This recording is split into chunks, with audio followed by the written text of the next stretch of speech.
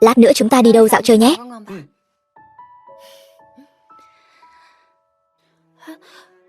Tôi quên túi sách rồi. Hình như là ở trong phòng. Tỷ, hôm nay mệt quá rồi. Tiểu Phàm đi lấy giúp chị. Tỷ ngồi nghỉ ngơi cho tốt. Được rồi.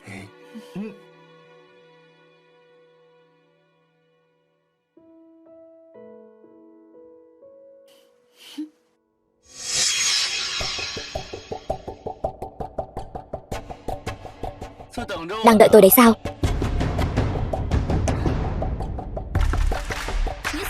Sao ngươi vẫn chưa đi? Tôi đi rồi. Thì tối nay ngươi làm sao ngủ được? Lời này của ngươi là ý gì? Ngươi làm gì vậy? Thẹn thùng như vậy. Nhìn là biết còn trong trắng.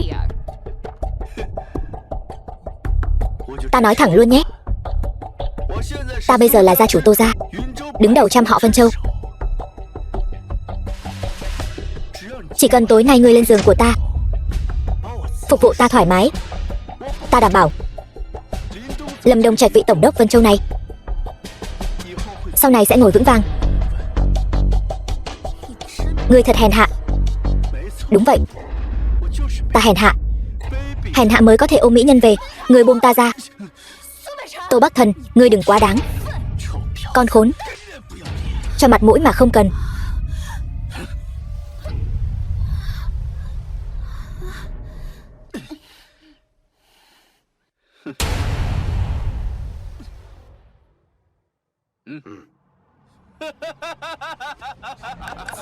Cuối cùng nói lại lần nữa. Hắn đâu rồi? Lên.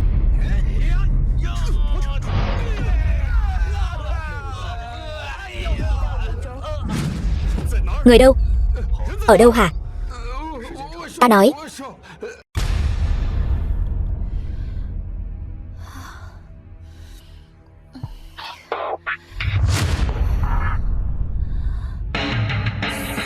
Tô Bắc Thần, ngươi đã làm gì? Yên tâm, ta không chạm vào nàng. Bởi vì ta muốn đợi tên ngốc đó đến, để hắn tận mắt chứng kiến ta làm thế nào mà chà đạp nữ nhân mà hắn yêu thương nhất. Ngươi vô sỉ, ngươi hạ lưu. Ngươi cứ mắng đi. Ngươi mỗi lần mắng ta một câu, ta liền phế tên ngốc đó một ngón tay. Tính cả lần trước, ta muốn phế hắn 2 ngón tay. Ngươi dám 3 ngón.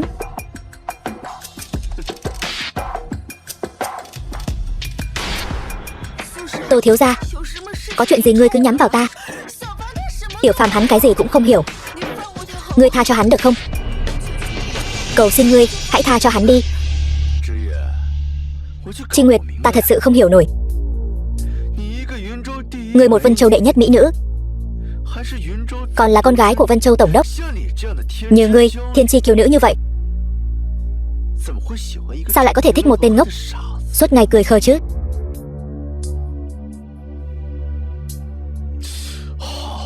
Được, ngươi không nói cũng không sao. Ngươi không phải muốn cứu hắn sao? Phục vụ ta thoải mái. Ta có lẽ sẽ cân nhắc để tên ngốc đó sống sót. Ngươi, ta chỉ cho ngươi 3 giây. 1 2 Dừng tay. Tiểu Phàm, Nguyệt Nhi, sao anh lại vào đây? Người của ta đâu? Dám động vào nữ nhân của ta, ngươi chán sống. Cậu muốn làm gì? Ngươi muốn làm gì ta? Ta sẽ làm ngươi như vậy.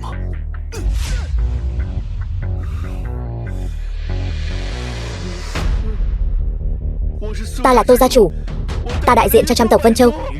Trăm tộc Vân Châu trong mắt ta chỉ là cái rắm.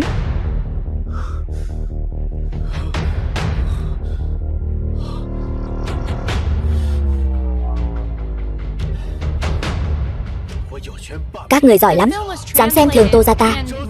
khinh thường uy quyền của ta, vậy ta sẽ phế các ngươi, Tô gia. Tiểu Phàm đừng đánh nữa. Đánh nữa sẽ mất mạng người đó.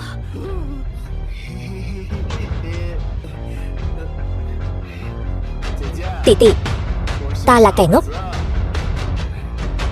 Kẻ ngốc lấy mạng người, không cần đền mạng.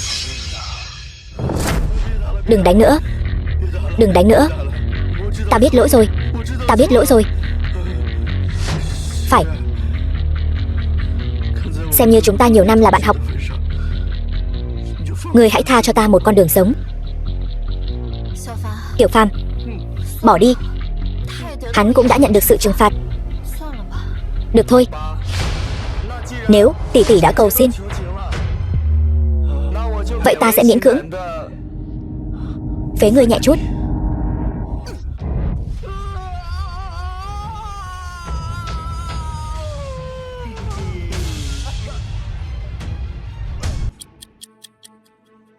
Tuyết rơi rồi. Hãy để tuyết trắng xóa này chôn vùi hàng triệu binh sĩ Hoa Quốc. Bản chất lại không cho là như vậy.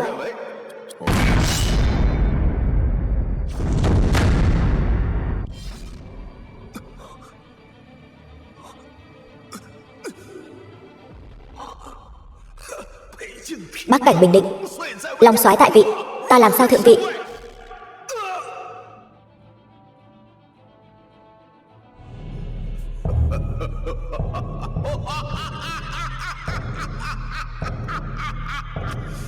Tam hồn quy vị, thất phách ngưng thần, âm dương nghịch chuyển, tạo hóa càn khôn.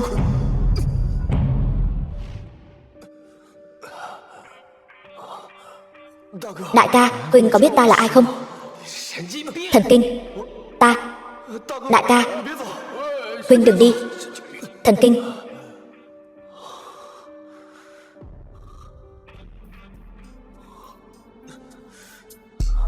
Ta đã nói rồi, việc công ty ngươi cứ xử lý trước đi, ta lập tức sẽ đến.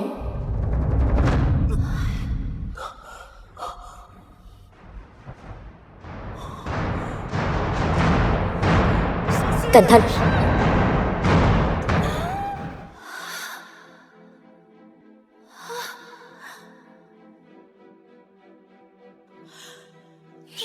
Ngươi thế nào rồi? Có chuyện gì không?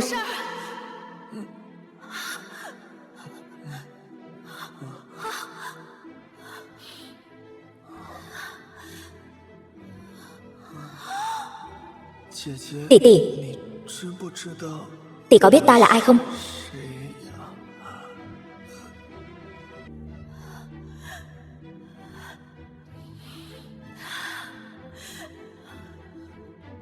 Lôi đài chiến sắp diễn ra, cha lại đột nhiên tẩu hỏa nhập ma. Nếu tôi không thể lên sân khấu, Vân Châu đổi chủ, Lâm gia chúng ta tội khó dung thứ, e rằng sẽ chu di cửu tộc. Tỷ tỷ, tỷ mau nghĩ cách đi. Tỷ tỷ, tỷ xem đại bảo kiếm của ta lợi hại không? Tiểu Phàm đừng quậy nữa. Đồ ngốc này, sao chỗ nào cũng có người vậy? Có cách rồi. Chỉ vỏn vẹn 2 năm, thế mà đã xảy ra nhiều chuyện như vậy. Đồ ngốc, ngươi dám không để ý đến ta? Xem ta dạy dỗ ngươi thế nào. Được. Xem ta sau này thu thập ngươi thế nào.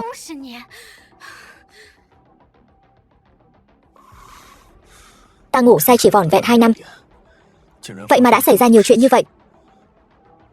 Bắc cảnh giới tuyến liên tiếp thất thủ, nay lại phải dùng một trận lôi đài chiến để quyết định quyền sở hữu Vân Châu.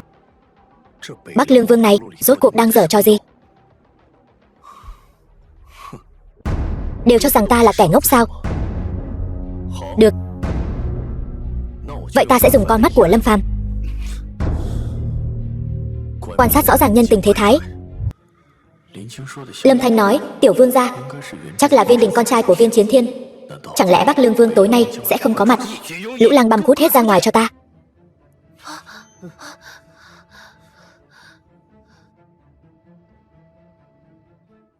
Lão gia, người nhất định phải gắng gượng. Còn đứng ngây ra đó làm gì? Mau đi tìm thầy thuốc.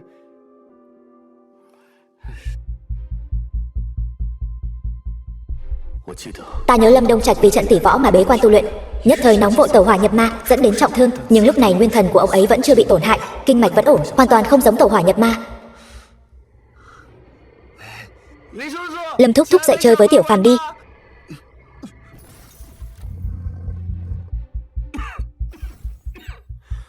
Lâm Phàm, đừng làm phiền lão ra nghỉ ngơi.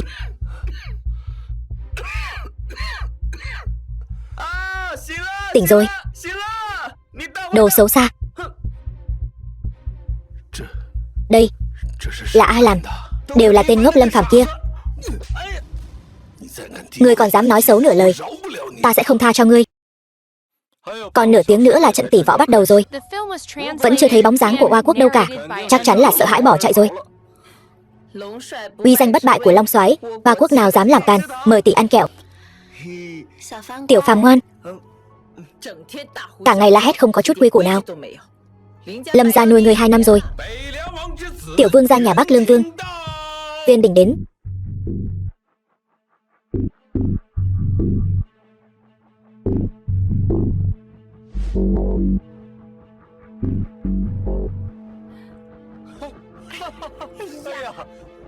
Tiểu vương gia Giá Lâm, thật là khiến tổng đốc phủ rạng rỡ vinh quang.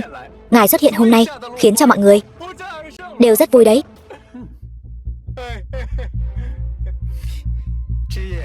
Trinh Nguyệt, lâu rồi không gặp, lại xinh đẹp hơn rồi.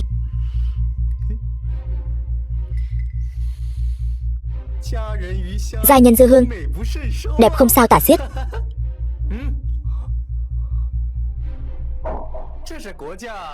Đây là ngọc bội Long Phụng, dùng vạn năm hàn ngọc chế tạo, ngụ ý Long Phụng trình tường, 100 năm hạnh phúc. Không đắt, chỉ 3.000 vạn thôi. Hy vọng muội thích. Tiểu vương gia, cái này không hay đâu. Cũng đúng, chỉ có 3.000 vạn quả thật không tốt lắm. Nhưng muội yên tâm, mấy hôm nữa tiệc đính hôn, ta sẽ tặng 9 món sính lễ, mỗi món đều đắt hơn nó. Nam tài nữ mạo, quả thật là một cặp trời sinh. 9 món sính lễ, mỗi món đều giá trị liên thành. Được gả cho tiểu vương gia, thật là quá hạnh phúc. Tiểu vương gia, huynh có phải nhầm lẫn rồi không? Ta và huynh có quan hệ gì sao? Có, đương nhiên có quan hệ rồi. Ta vất vả lắm, mới bàn được hôn sự này với Bắc Lương Vương phủ, còn làm ầm ĩ thế này, mặt mũi tiểu vương gia biết để đâu? Hôn sự, sao con không biết? Bây giờ, không phải biết rồi sao? Tỷ gả cho tiểu vương gia là phúc 3 đời tu mới được. Bọn họ nằm mơ cũng không mơ thấy đâu. Còn nữa, sau này tránh xa tên ngốc đó ra. Tỷ phu nhìn thấy sẽ không vui đâu. Tiểu vương gia, ngọc bội Long Phụng này huynh cứ cầm về đi. Còn 9 món sính lễ đó nữa cũng thu hồi lại đi. Cứ coi như chưa có chuyện gì xảy ra. Lời này của muội là có ý gì? Thật không giấu gì huynh, ta đã sớm có người trong lòng rồi. Tình yêu của tiểu vương gia, Trinh Nguyệt không có phúc để hưởng. Lâm Trinh Nguyệt, con điên rồi sao? Tỷ tỷ, đừng nói là tỷ thích tên ngốc đó đấy nhé. Ta đã nói, ta muốn bảo vệ Lâm Phàm, đương nhiên nói được làm được. Cầm miệng. Tiểu vương gia, người tuyệt đối đừng tức giận. Trinh Nguyệt và tên ngốc đó không có bất kỳ quan hệ nào cả. Cô ấy nhất định sẽ gả cho người. Thế này, vương gia, ta sẽ bảo tên ngốc đó quỳ xuống dập đầu, xin lỗi huynh. Tên ngốc, còn không mau lại đây dập đầu. Lâm Phàm không làm gì sai cả, dựa vào đâu mà phải quỳ? Cứ dựa vào ta là chủ mẫu Lâm gia này. Thôi được rồi, hà tất phải vì một kẻ sắp mất mà ở đây bực mình chứ? Ta là người thích rượu, cũng thích mỹ nhân, nhưng tục ngữ có câu ép dầu ép mỡ, ai nỡ ép duyên. Cho nên, muội bây giờ lập tức bằng lòng nhận ngọc bội. Sau đó mấy hôm nữa ngoan ngoãn tham gia tiệc đính hôn, trở thành người phụ nữ của ta. Nếu không, chính là kẻ địch của ta, kẻ địch của Bắc Lương Vương phủ. Đừng nói gì cả, dùng hành động nói cho ta biết. Ta chỉ cho muội 3 giây. 3. Lâm Trinh Nguyệt, mau đồng ý đi. Cứ coi như là vì Lâm gia. Tỷ mau đồng ý đi, tôi còn muốn sống. 1. Các ngươi đều không cần, ta cần. Ta muốn, của ta rồi. Đây chính là Long Phụng ngọc bội trị giá liên thành, làm hỏng 10 cái mạng ngươi cũng không đủ đền. Các ngươi đều bắt nạt tỷ tỷ. Ta không đưa, ta không đưa. Đồ ngốc, mau trả ngọc bội lại cho tiểu vương gia, nếu không ta sẽ cho ngươi đẹp mặt. Được, ta sẽ trả lại cho ngươi.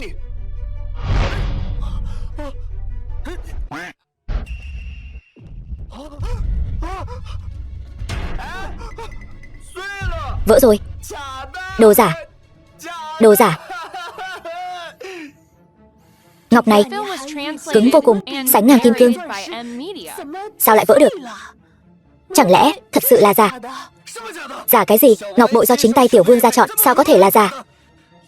Nhất định là tên ngốc này đánh cháo rồi. Mau trả ngọc bội lại cho tiểu vương gia. Tiểu phàm trước giờ chưa từng thấy Long Phụng ngọc bội. Thử hỏi, hắn làm sao làm giả được? Vậy là hắn giở trò rồi, muốn gán tội. Sao lại im lặng không nói? Lâm Trinh Nguyệt, ngươi là người phụ nữ của ta, vậy mà dám trước mặt ta bành vực một tên ngốc có trí tuệ chưa đến 3 tuổi. Tiểu vương gia, ngài không sao chứ? Ngọc bội là thật hay giả đã không còn quan trọng nữa, bởi vì ta đã đổi ý. Ta muốn hai tay của tên ngốc này rơi ra. Ai dám? Các ngươi thật to gan. Thuộc hạ Lâm Đông Trạch, hộ giá đến muộn, xin Long soái giáng tội. Ba, sao ba tỉnh rồi? Sao, con không muốn ta tỉnh? Đương nhiên là không phải. Ý con là ba không cần thiết phải quỳ xuống trước một tên ngốc. Uy danh của Long soái há để con phỉ báng? Hắn là cái thá gì Long soái chứ? Nghịch tử câm miệng. Còn không im miệng. Hay ông hà tất phải nổi giận lớn như vậy? Thanh Nhi cũng đâu có nói gì sai, bà cũng câm miệng cho ta. Khoảng thời gian ta hôn mê, tổng đốc phủ bị ngươi làm cho khói lửa mù mịt, còn tự ý định ra hôn ước. Trong mắt còn có ta là gia chủ hay không? Đúng là mẹ ngu con hư. Ta lát nữa sẽ xử lý các ngươi. Lâm Đông Trạch, ngươi là vừa mới tỉnh lại, đầu óc chưa tỉnh táo sao? Hay là đã lú lẫn rồi? Vậy mà lại quỳ lại một kẻ giả mạo, còn trăm phương ngàn kế lấy lòng. Chuyện này nếu truyền ra ngoài, ngươi Vân Châu tổng đốc chẳng phải sẽ bị người ta cười rụng răng sao? Đúng, là ta đã lú lẫn rồi. Lâm Đông Trạch không biết uy danh của Long soái, thật hổ thẹn. Nguyện từ bỏ chức vị Vân Châu tổng đốc này. Từ nay về sau, nguyện đi theo Long soái, không ngại khó khăn, không quản mệt nhọc, chỉ để chuộc tội. Ba điên rồi. Nghịch tử quỳ xuống cho ta. Ba, ngươi còn vô lễ, thì ta không có đứa con trai này. Bà cũng quỳ xuống. Rốt cuộc chuyện này là sao? Đường đường là tổng đốc, tại sao lại hèn mọn như vậy? Ba tôi xưa nay luôn điềm tĩnh, dù gặp quốc chủ cũng không hề khúm núm, vậy mà lại cung kính Long soái đến thế. Chẳng lẽ... Lâm Đông Trạch, ta không ngờ ngươi một tổng đốc Vân Châu lại diễn xuất giỏi đến vậy. Suýt chút nữa thì ngay cả ta cũng tưởng tên ngốc này thật sự là Long soái.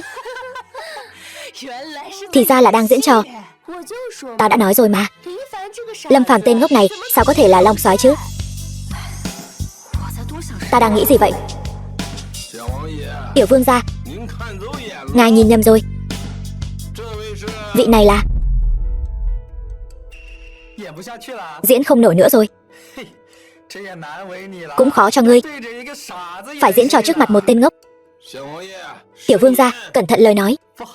Xin lỗi, tôi có một người cha tốt. Tôi quen thói ngang ngược rồi. Giờ đã tỉnh lại rồi, vậy thì trước mặt trăm họ Vân Châu, hãy tuyên bố hôn ước của tôi và Chi Nguyệt đi. Mà tôi hơi vội. Hôn lễ có thể làm sau, nhưng động phòng phải là tối nay. Hôn ước này Lâm Đông Trạch ta không thừa nhận, mong tiểu vương gia thu hồi lại. Không thừa nhận. Trên này có ấn tộc Lâm thị, còn có cả chữ ký của Lâm thị, chứng cứ rõ ràng. Ngươi muốn hủy hoại trăm năm tín nghĩa của Lâm thị sao? Có ấn tộc có chữ ký hôn sự này, không kết không được. Vì một hôn sự mà đắc tội với Bắc Lương Vương phủ, thật sự không đáng. Còn một cách nữa, đó là người ăn tờ hôn thư này đi. Vậy thì mất cũng không có chứng cứ đối chứng nữa.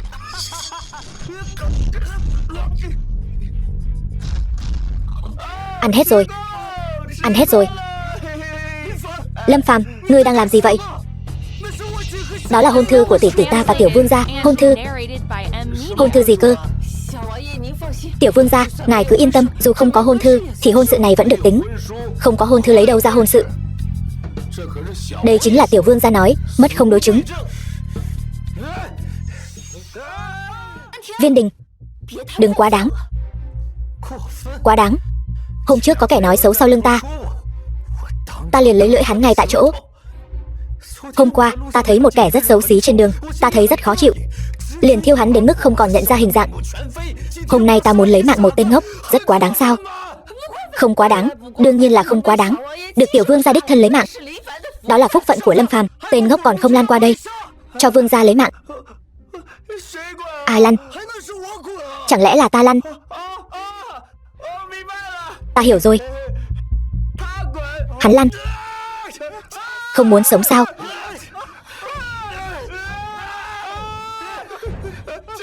Lâm Phàm, ba, yên tâm, hắn không thể làm Lâm Phàm bị thương được. Nếu ngươi muốn động phòng đến vậy, ta sẽ khiến ngươi cả đời này cũng không làm được đàn ông.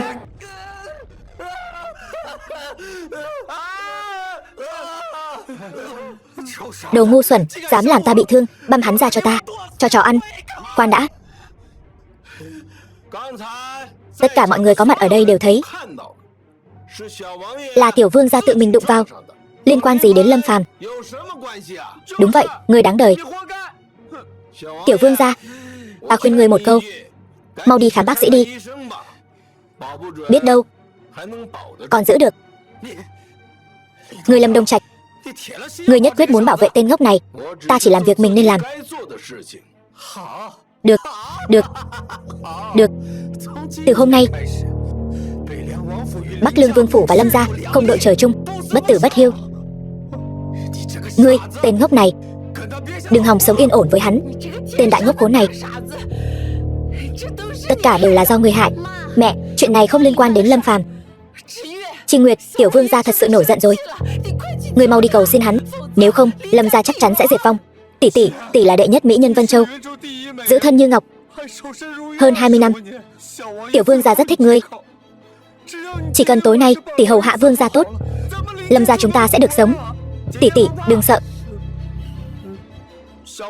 Tiểu Phàm bảo vệ tỷ, bảo vệ tỷ cả đời.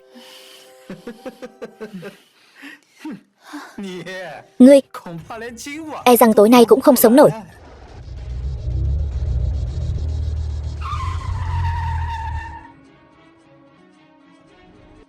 Đồ ngu, người không xong rồi.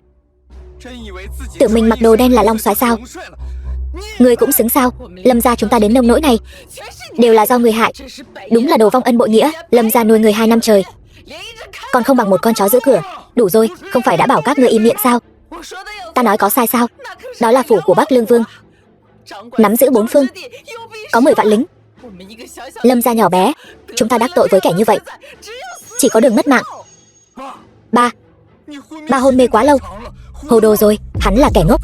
Lâm Phàm không phải long soái. Ngươi vừa nói gì? Tiểu vương gia ngài yên tâm, tỷ ta nhất định sẽ gả cho ngài. Tên ngốc này, hắn cũng nhất định sẽ mất mạng. Tiểu vương gia ngài ngàn vạn lần đừng vì chuyện này mà làm tổn hại hòa khí hai nhà. Đúng vậy, đều là người một nhà cả. Hay là thế này, đợi qua đêm nay, ta sẽ phái người trói Lâm Phàm tên ngốc này lại. Đến lúc đó, tiểu vương gia muốn xử lý thế nào thì xử lý thế ấy. Thân phận quá thấp, thực lực quá kém, lấy mạng hắn, sợ bẩn tay ta. Việc này cứ giao cho người khác làm đi. Ta hiểu rồi. Ta sẽ... Đừng vội, người tới rồi.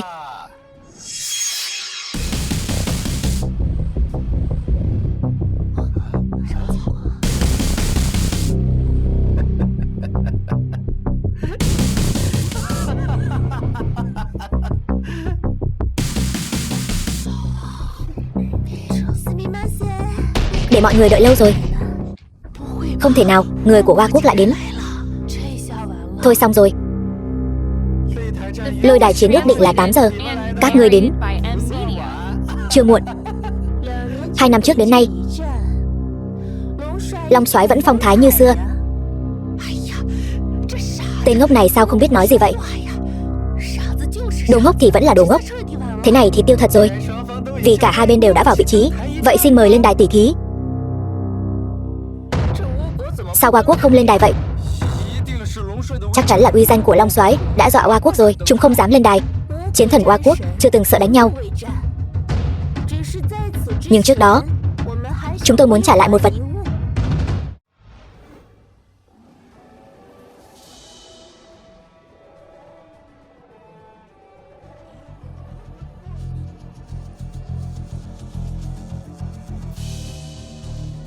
Kiếm khắc hình rồng, âm thanh như rồng bay. Đây chính là thanh kiếm bên mình Long soái, Long Ngâm kiếm. 2 năm trước, Long soái cầm thanh kiếm này xông vào phòng tuyến nước ta, 7 lần ra vào tổn thất 10 vạn quân, khiến tướng sĩ nước ta kinh hồn bạt vía. Còn treo thanh kiếm này ở bắc cảnh nước ta, quân tâm từ đó hoàn toàn sụp đổ. Từ đó định đoạt thắng lợi ở trận chiến bắc cảnh. Thanh kiếm này là nỗi nhục của nước ta. Trận chiến này cũng trở thành tâm ma của tướng sĩ. Vì vậy, nước ta khẩn cầu Long soái rút thanh kiếm này ra và tỉ thí với chiến thần nước ta. Tên ngốc này sao không nhận kiếm? Tương truyền Long Ngâm kiếm trời sinh, có kiếm linh sắc bén vô cùng. Trên đời ngoài Long soái ra, không ai rút được thanh kiếm này. Tên ngốc này dù có nhận kiếm cũng chỉ là tự rước nhục vào thân. Tất cả im miệng cho ta. Ngay từ 2 năm trước, Long soái đã bị phụ vương ta tập kích, rơi xuống vực sâu vạn trượng, tan xương nát thịt rồi. Lần này ứng chiến chỉ là một tên ngốc có ngoại hình giống Long soái. Các ngươi không cần lo lắng, mọi việc cứ theo kế hoạch mà làm. Hợp tác vui vẻ. Hợp tác vui vẻ. Long soái tại sao không nhận kiếm? Hay là sợ rồi? Vô lễ. Long soái treo Long Ngâm kiếm ở phòng tuyến bắc cảnh Hoa Quốc, ý là để dương ngoai Long quốc ta, trấn áp Hoa Quốc. Sao chỉ bằng 3 lời 2 tiếng mà có thể khiến Long soái rút kiếm nghênh địch được? Kẻ bại trận sao dám nói bừa? Tuy không muốn thừa nhận, nhưng sự thật hình như đúng là vậy. Hay là thế này đi, nếu Long soái có thể rút được thanh kiếm này và nhận lời tỉ thí, nước ta sẽ lùi phòng tuyến bắc cảnh 300 dặm và hứa trong vòng 10 năm sẽ không xâm phạm. Long soái, Hoa Quốc chán sống, ngài hãy giúp cho chúng đi. Hơn nữa trận chiến này còn có thể giành được 300 dặm cương vực cho Long quốc nữa, đảm bảo 10 năm không lo lắng. Thật là chuyện tốt trời ban. Long soái, xin hãy rút kiếm lên đài. Long soái tại sao vẫn chưa dám lên đài? Rốt cuộc là không dám, hay là không thể? Ngươi nói vậy là có ý gì? Nghe đồn Long soái đã mất tích 2 năm trước rồi, vì vậy Long quốc mới liên tục bại trận, phòng tuyến bắc cảnh cứ lùi dần. Bất đắc dĩ mới phải dùng tỷ võ đài để quyết định quyền sở hữu Vân Châu. Nói vậy, Long soái trước mắt chẳng phải là kẻ giả mạo sao? Ngươi nói bậy bạ gì vậy? Long soái sao có thể là giả được? Ta cũng chỉ nghe nói vậy thôi.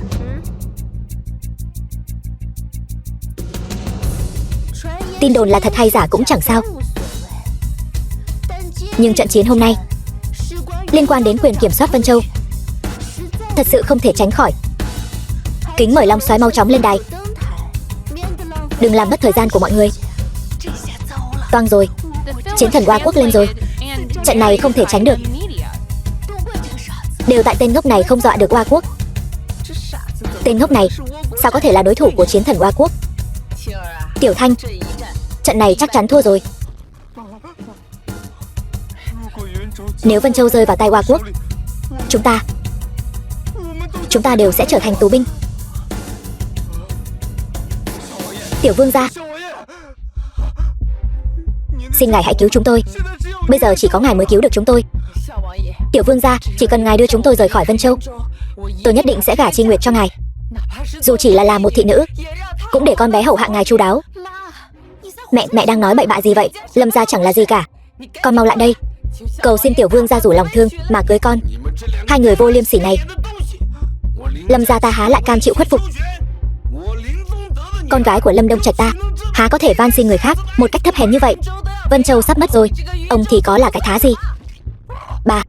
Ba ơi, ba đừng cố chấp nữa.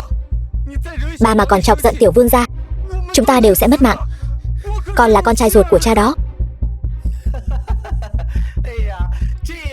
Ta thích nghe câu này.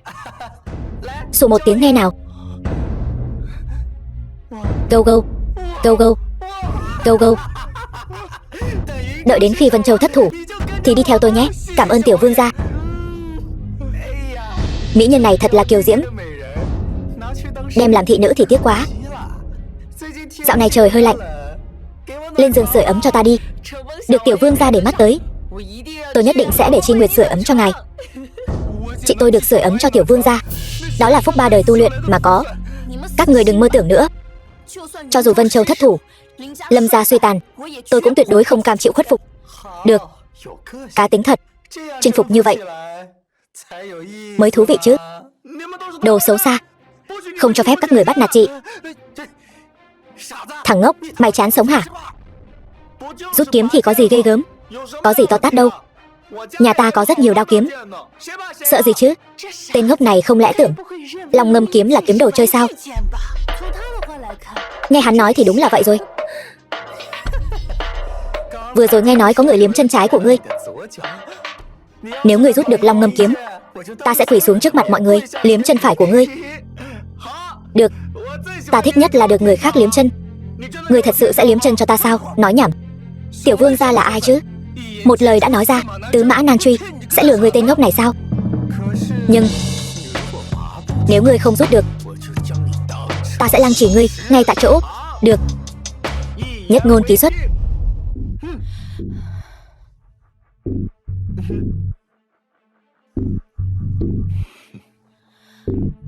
Tiểu Phàm,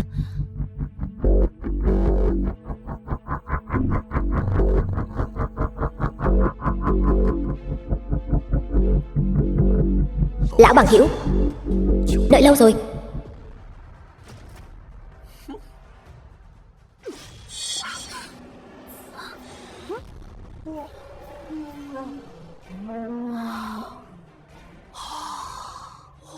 Rút ra rồi kìa. Rút ra rồi. Sao có thể như vậy? Ngươi phải liếm giày rồi. Không thể nào, thanh kiếm này nhất định có mờ ám. Hắn sao có thể rút ra được? Tiểu vương gia, liếm đi. Ngươi im miệng, ta đường đường là con trai Bắc Lương Vương, thân phận cao quý biết nhường nào. Sao có thể liếm chân cho ngươi? Ngươi tưởng ta giống ngươi ngu ngốc sao? Ngươi chắc chứ?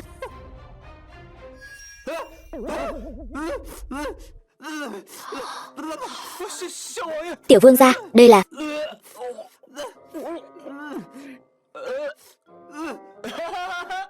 liếm chân vui thật. Lâm Phàm, ngươi chán sống phải không? Lâm Đông Trạch, ngươi dám cản ta? Tiểu vương gia, nơi này là Vân Châu, không phải Bắc Lương Vương phủ. Ta đường đường là Vân Châu tổng đốc, tại sao không dám? Lâm Đông Trạch lão già này vậy mà khôi phục công lực rồi. Thôi đi, rồng mạnh cũng không đè nổi rắn địa phương, không cần thiết lúc này xung đột với hắn. Tính người ác thật. Vừa rồi rút được Long Ngâm kiếm, xin mời lên đài tỉ thí. Đúng rồi, vừa rồi quên nói, trận chiến này là tử chiến, chỉ có người thắng mới có thể sống sót bước ra khỏi lôi đài. Sao lại thế này? Có phải là nói nếu Lâm Phàm tên ngốc này thua sẽ mất mạng trên lôi đài? Vậy chẳng phải tốt hơn sao? Tên ngốc này 3 lần 7 lượt đắc tội tiểu vương gia, mất trên lôi đài, cơn giận của tiểu vương gia sẽ tiêu tan, sẽ không giận chó đánh mèo lên Lâm gia chúng ta.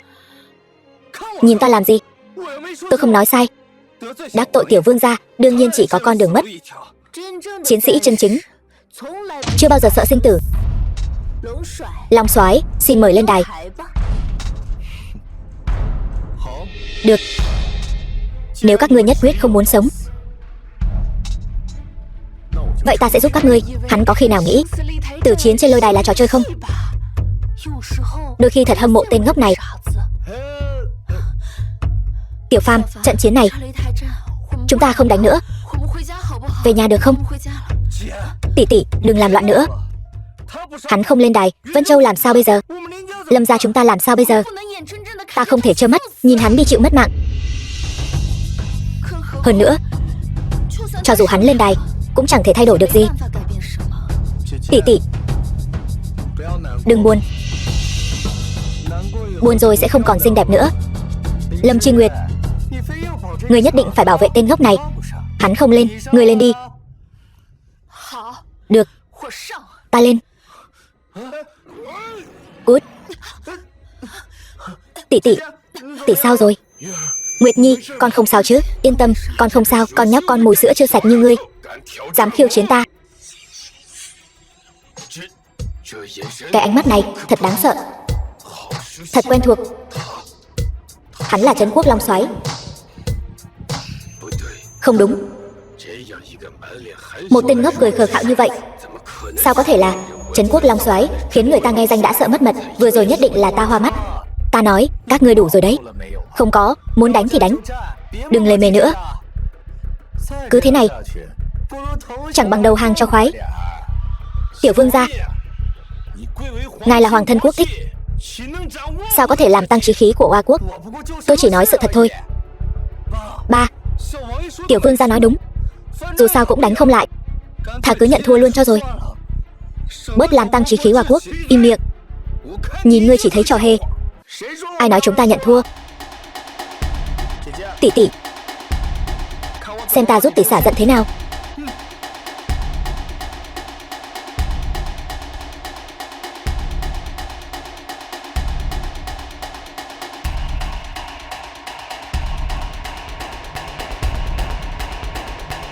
Tên ngốc này vừa mất Vân Châu sẽ đổi chủ sang Hoa quốc. Đến lúc đó mong Hoa quốc giữ đúng lời hứa. Tiểu vương gia yên tâm, Hoa quốc sẽ giúp Bắc Lương Vương hoàn thành đại nghiệp. Hoàn thành đại nghiệp chỉ là một phần, còn phần thứ hai thì sao? Tiểu vương gia, ngài thật hư hỏng.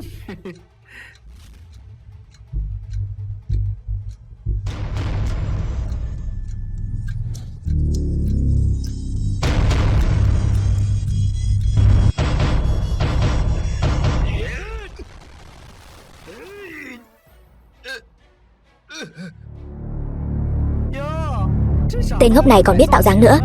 Không tệ, phim hoạt hình xem cũng không uổng.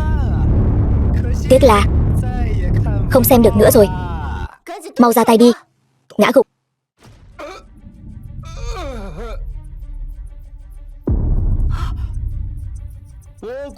Chiến thần Hoa quốc chỉ có vậy thôi sao? Không thể tin được. Tên ngốc thắng rồi. Cô véo ta làm gì? Vẫn đau. Vậy là không phải mơ.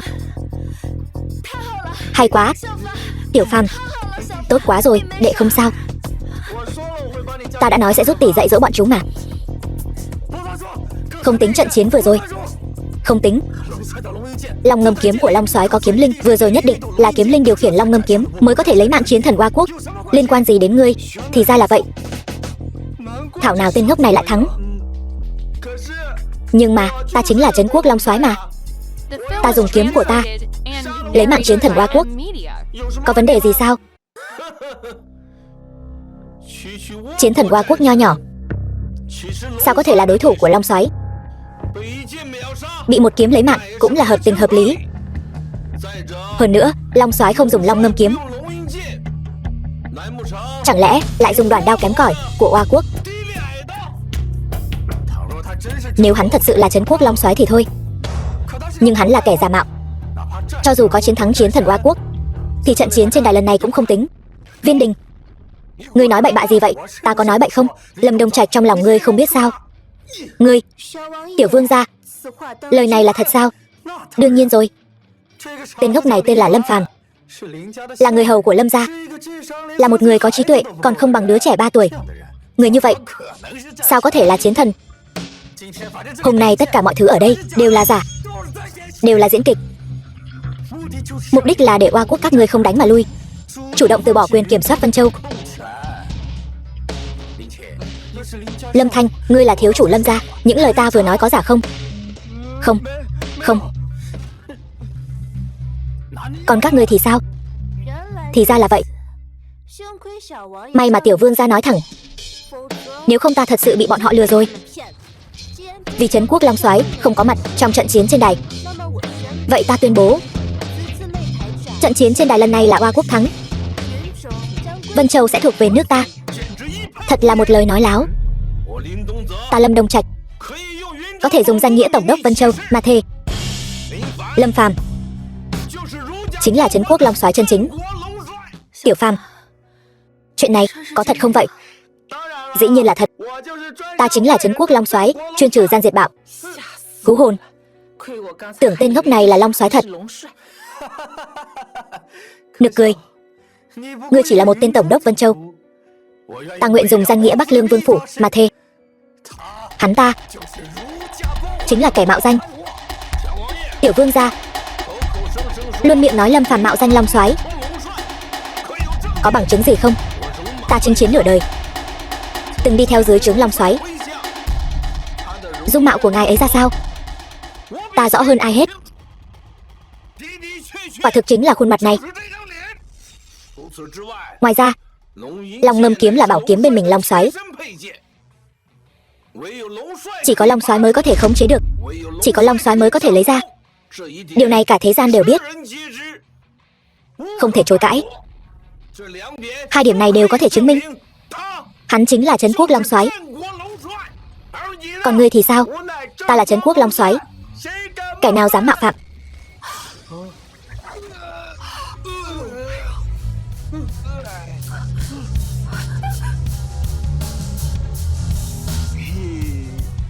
Hoan hô, kẻ xấu đều mất hết rồi, chỉ còn thiếu ngươi thôi. Long Soái, tha mạng.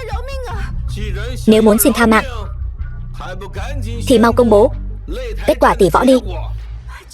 Trận chiến hôm nay nước ta đã thua. Quyền sở hữu Vân Châu thuộc về Long Quốc. Nước ta không có quyền can thiệp.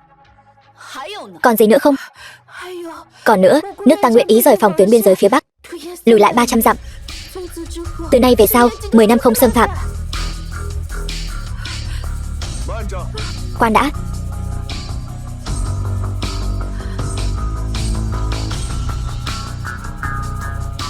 Không biết Long Soái có gì căn dặn.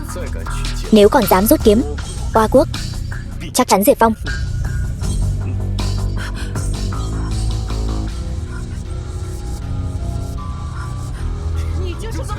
Ngươi chính là tên bán nước. Các ngươi còn dám nói bậy, ta sẽ lấy mạng hết. Cút hết cho ta. Sao ngươi lại đưa Long Ngâm kiếm cho cô ta? Tiểu Kiếm Kiếm vừa nói với ta, nó muốn quay về tiếp tục dọa kẻ xấu, không thể chơi với ta nữa. Xem ra Viên Đình nói không sai, là kiếm linh của Long Ngâm kiếm ra tay, giúp Tiểu Phàm thắng trận tỷ võ, còn đánh lui quân sư Oa quốc. Cũng may ba phản ứng nhanh, dọa Viên Đình nên mới không bị lộ tẩy. Các ngươi đừng đắc ý, chúng ta cứ chờ xem. Tiểu vương gia, dừng bước. Hôm nay tỷ võ đài liên quan đến sự sống còn của Vân Châu. Tiểu vương gia không ra tay giúp đỡ thì thôi, lại còn nhiều lần banh vực Oa quốc. Không biết tiểu vương gia có dụng ý gì? Tờ A có dụng ý gì chứ? Ta chỉ vì sự công bằng mà thôi. Nếu ta đem chuyện hôm nay bẩm báo quốc chủ, không biết quốc chủ có tin tiểu vương gia không? Chỉ bằng một tên nhỏ bé như ngươi cũng dám quản ta. Nói cho ngươi biết, cha ta đang ở Vân Châu. Ngươi cứ việc đi mách quốc chủ, hậu quả tự gánh lấy. Ngươi đang uy hiếp ta, phải thì sao? Tiểu vương gia, tất cả đều là hiểu lầm. Chúng tôi sao có thể đi kiện cáo chứ? Đối với trận chiến trên lôi đài hôm nay, có thể giành chiến thắng hoàn toàn là công lao của tiểu vương gia. Cho dù là bẩm báo lên quốc chủ, thì đó cũng là bẩm báo về chiến công hiển hách của tiểu vương gia. Lâm Đông Trạch, ngươi cũng không tè một bãi mà soi gương thử xem, chỉ ngươi thôi. Dựa vào cái gì mà quản ta hả?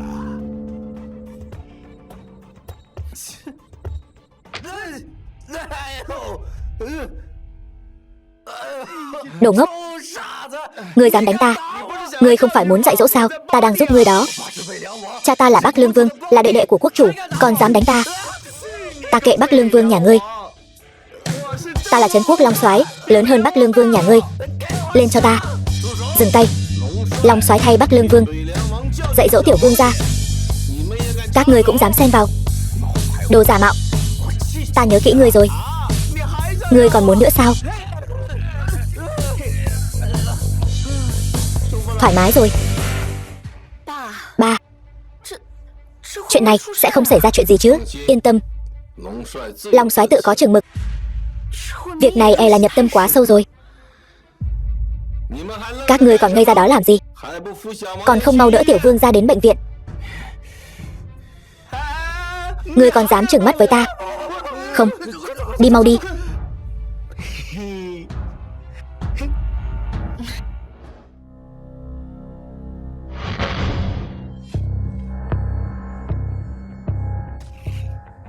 Ngươi tới rồi. Tử Long.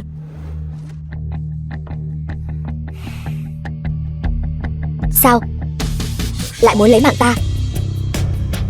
To gan, thích khách dám ám sát Long soái. Lâm Đông Trạch, nhìn cho kỹ ta là ai. Tử Long đại nhân. Tử Long vừa rồi mạo muội thử Long soái, xin Long soái trách phạt. Ta mất tích đã lâu như vậy, một cuộc điện thoại đã gọi ngươi tới rồi. Nghi hoặc là lẽ đương nhiên. Làm tốt lắm, đứng dậy đi. Tạ ơn Long soái. Long soái, ngài vì sao đột nhiên mất tích 2 năm? Vừa rồi ngài ra tay lúc ta dùng thiên nhãn nhìn trộm long thể, ngài hình như đã biến thành một người khác. Ngoài khuôn mặt này ra, hoàn toàn không có dấu vết năm xưa. Bắc Lương Vương đột nhiên tập kích ta, dùng chủy thủ tẩm độc đâm vào tim ta. Ta chỉ có thể thi triển huyền thiên âm dương nghịch chuyển chi pháp, đem tam hồn giấu vào tọa hồn cổ ngọc, dùng thất phách chi lực tái tạo thân thể, mới có thể bảo toàn tính mạng. Chỉ là không ngờ, ta ngủ một giấc này lại ngủ trọn vẹn 2 năm. Lúc tỉnh lại đã ở Lâm gia rồi. Bắc Lương Vương, ta lập tức tập kết trấn Long quân, ngay đêm nay san bằng Bắc Lương Vương phủ. Đợi đã, Bắc Lương Vương là bào đệ của quốc chủ, trưởng quản 4 châu, thân phận đặc thù. Lúc này hành động lỗ mãng, nói không chừng còn bị cắn ngược lại. Chuyện này ta tự có tính toán. Vâng, việc giao cho ngươi làm thế nào rồi? Bẩm Long soái, thuộc hạ đã gửi thiếp mời đi rồi. Còn Bắc Lương Vương bên đó vẫn không có động tĩnh. Là không có động tĩnh, hay là ngươi không phát hiện ra động tĩnh? Lúc ta lẻn vào Vân Châu, phát hiện Bắc Lương Thiết Kỵ đã phong tỏa Vân Châu hoàn toàn. Vân Châu bây giờ e rằng một con ruồi cũng không vào được. Theo lệnh của Long soái, ta đã điều tra động tĩnh của Bắc Lương Thiết Kỵ 2 năm nay. Quả nhiên, mỗi khi Hoa quốc tấn công phòng tuyến Bắc Cảnh, Bắc Lương Thiết Kỵ đều bị điều đi với đủ loại lý do. Ngoài ra ta còn cố ý hỏi trấn Long quân ngầm ở Hoa quốc. Họ nói từng thấy một người thần bí nhiều lần ra vào doanh trại Hoa quốc. Thân hình người đó cực kỳ giống Bắc Lương Vương. Từ thông Hoa quốc lùi bước phòng tuyến. Khó trách 2 năm nay phòng tuyến Bắc Cảnh liên tục thất thủ, còn phải dùng một trận tỷ võ đài để quyết định sống còn của Vân Châu. Bắc Lương Vương, lão hồ ly này thật là lão mưu thâm toán. Chỉ tiếc bảo bối nhi tử của hắn tâm cơ nông cạn, chỉ thiếu viết 4 chữ Tư Thông Hoa quốc lên mặt. Long soái, việc này có phải có hiểu lầm gì không? Ngươi cũng dám chất vấn Long soái? Thuộc hạ không dám. Chỉ là Bắc Lương Vương là bào đệ của quốc chủ, sao hắn lại tư thông với Hoa quốc? Nếu là bình thường hắn tất nhiên sẽ không. Nhưng nếu hắn muốn ngồi lên chiếc ngai vàng tối cao kia thì sao? 2 năm trước, Bắc Lương Vương vì quyền lực có thể đánh lén ta. Vậy 2 năm sau, hắn vẫn có thể vì quyền lực mà mưu đồ soán ngôi. Chuyện này cũng chẳng có gì lạ. Ngày mai ta muốn người tổ chức yến tiệc, mục đích là để thử Bắc Lương Vương. Nếu hắn có ý định tạo phản thì ngày mai ở buổi tiệc khánh công hắn nhất định sẽ lộ đuôi cáo. Nhưng Nếu hắn không có ý định tạo phản, thì buổi tiệc khánh công này chỉ là một buổi tiệc khánh công mà thôi. Thủ đoạn của Long Soái thuộc hạ tâm phục khẩu phục. Đây là buổi tiệc khánh công ngày mai. Vị này là nhân vật cực kỳ quan trọng, nhất định phải mời hắn đến. Tuân lệnh. Còn chuyện gì nữa sao? Về việc thuộc hạ bị hạ độc, người đã được tìm ra, đúng như Long Soái nói. Quả thực là nghịch tử Lâm Thanh. Lần này hạ độc ta, chắc chắn là bị ma quỷ xui khiến. Mong Long Soái rộng lượng, tha cho nó một lần, thương thay cho tấm lòng cha mẹ. Thôi được, ta sẽ cho nó thêm một cơ hội. Tạ ơn Long Soái, nhưng đây cũng là cơ hội cuối cùng. Nếu nó còn dám tái phạm, ta tuyệt đối không dung thứ. Ba, con đang chuẩn bị. Trinh Nguyệt, mọi chuyện không như con nghĩ đâu. Ba, trận chiến trên lôi đài đã kết thúc rồi. Sao ba còn để Lâm Phàm giả làm Long Soái? Đây không phải là trò chơi hôm nay sao? Long Soái, vui thật đấy.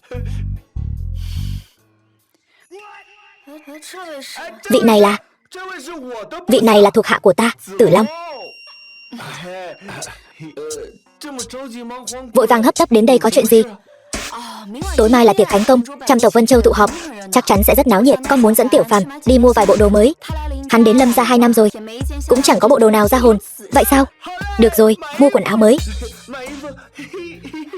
Hoan hô, đi mua đồ thôi. Tiểu Phàm ngươi đi chậm thôi. Ba, con đi trước đây. Tiểu Phàm, đừng té ngã đây. Tử Long đại nhân, thuộc hạ không cố ý bạc đãi Long Soái, xin Tử Long đại nhân trách phạt. Không biết thì không có tội, đứng dậy đi. Tạ ơn Tử Long đại nhân. Theo Long Soái nhiều năm như vậy, lần đầu tiên thấy Long Soái cười vui vẻ như thế. Tử Long đại nhân quá lời rồi.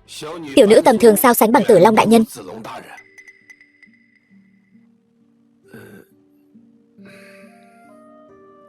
Chỉ cần được ở bên cạnh Long Soái, ta đã mãn nguyện. Nào dám mong cầu gì hơn. Mẹ, sau đêm nay Lâm gia chúng ta sẽ bay cao, không còn bị bó buộc trong Vân Châu nhỏ bé này nữa. Mẹ, Lâm Thanh, quả nhiên là con gái của ta nhan sắc khuynh thành. Ngươi đến đây làm gì? Đây không phải ổ chó, không có đồ thừa cho ngươi ăn đâu. Mau về đi. Mẹ đang nói gì vậy? Mẹ nói sai sao? Tiệc mừng công hôm nay trăm họ Vân Châu đều tụ họp. Nó chỉ là một tên hạ nhân, đầu óc lại không được nhanh nhẹn. Nếu dọa người ta sợ thì làm mất mặt Lâm gia chúng ta. Đồ ngốc, ở đây không có chỗ cho ngươi. Chỗ đó mới là chỗ của ngươi. Trận chiến trên lôi đài hôm qua là ta đã chiến thắng chiến thần của Oa Quốc, vừa bảo toàn được nhà họ Lâm của các ngươi, cũng bảo toàn được cả Vân Châu, cho nên mới có buổi tiệc khánh công này. Hôm nay ta là chủ, các ngươi là khách. Sao còn muốn làm khách lấn át chủ?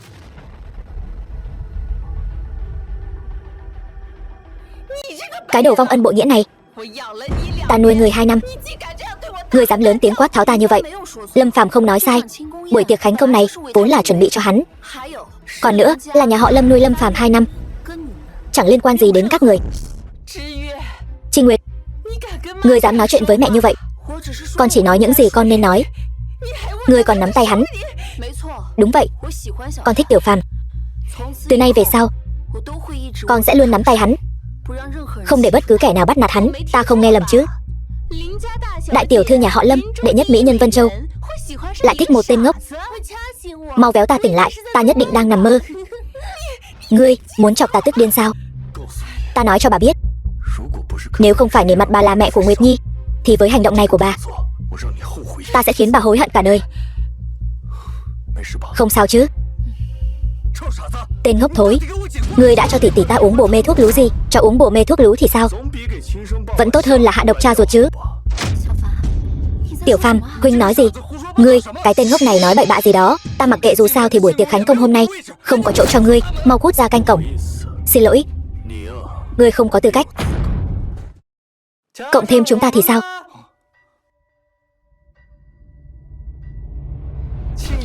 Yến tiệc khánh công trăm họ tề tựu. Ngươi cái tên tiện dân không có thân phận gì, lại dám nói con trai của Tổng đốc Vân Châu Đường Đường không đủ tư cách. Ngươi thật sự là không biết trời cao đất dày. Người bình thường chắc chắn không thể nói ra những lời này, nhưng với trí thông minh của một tên ngốc thì lại hợp tình hợp lý. Tiểu vương gia, buổi tiệc khánh công này Tổng đốc phủ hình như chưa gửi lời mời đến ngài. Ngài không mời mà đến, e là không ổn. Tiểu vương gia là cháu trai của quốc chủ đương triều, với thân phận địa vị của ngài có thể đến buổi tiệc khánh công này, đó là vinh hạnh của Tổng đốc phủ chúng ta, càng là vinh hạnh của cả Vân Châu này. Chi Nguyệt, ta biết sở dĩ người banh vực tên ngốc này là để kích thích ta. Tốt lắm, người đã thành công thu hút sự chú ý của ta. Người có bệnh sao? Tô thiếu gia, lời ngài vừa nói là thật sao?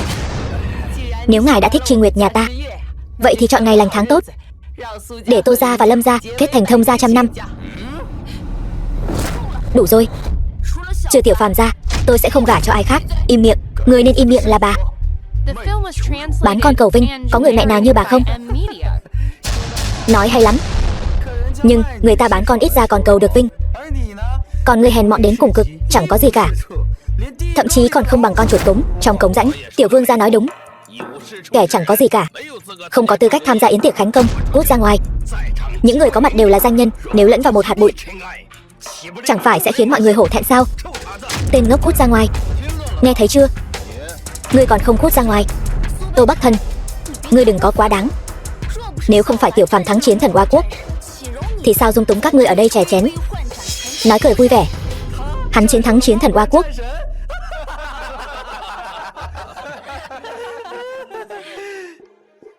Chiến thắng chiến thần Oa Quốc là nhờ Long Ngâm kiếm, liên quan gì đến hắn? Tình hình hôm qua mọi người đều biết, một đứa trẻ 3 tuổi lên đài cũng có thể thắng dễ dàng mà. Hóa ra là mượn oai hùng. Vậy càng nên cút ra ngoài. Kẻ vô dụng, cút ra ngoài. Cút ra ngoài. Có thể khiến trăm tộc Vân Châu cùng khinh miệt một người, người cũng là người đầu tiên. Ta thừa nhận, hôm qua đánh bại chiến thần Oa Quốc đích thực là Long Ngâm kiếm. Nhưng Long Ngâm kiếm là kiếm bên mình của ta. Nó đánh bại chiến thần Oa Quốc và ta tự mình ra tay chiến thắng, có gì khác biệt? Đồ ngốc, người thật sự cho mình là Trấn Quốc Long Soái sao? Cái này ta biết, gọi là nhập vai quá sâu không thể thoát ra. Viên Đình và Tô Bắc Thần,